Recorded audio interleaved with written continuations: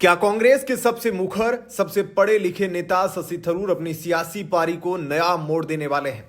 पिछले कुछ समय से जिस तरह की घटनाएं सामने आ रही है, उसने राजनीतिक गलियारों में अटकलों का बाजार फिर से गर्म कर दिया है।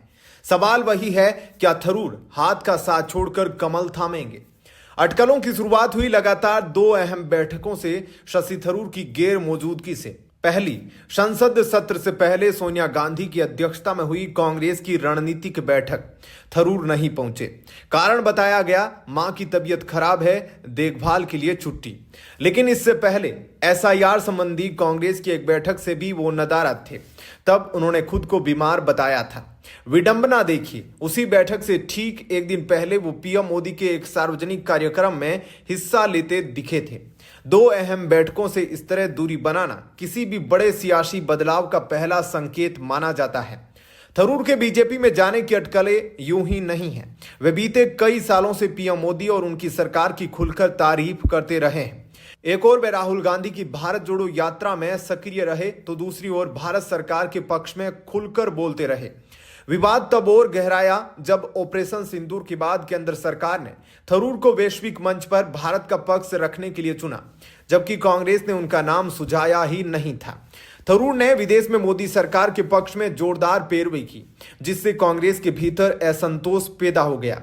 राहुल के करीबी जयराम रमेश ने आरोप भी लगाया कि सरकार ने कांग्रेस के सुझाए नाम नहीं माने। केरल कांग्रेस के नेता के मुरलीधरन ने तो गुस्से में थरूर को बीजेपी का सुपर प्रवक्ता तक कह डाला। पार्टी में विद्रोह की भावना साफ दिखी और थरूर ने खुद भी पार्टी नेतृत्व के साथ मतभेदों को स्वीकार किया।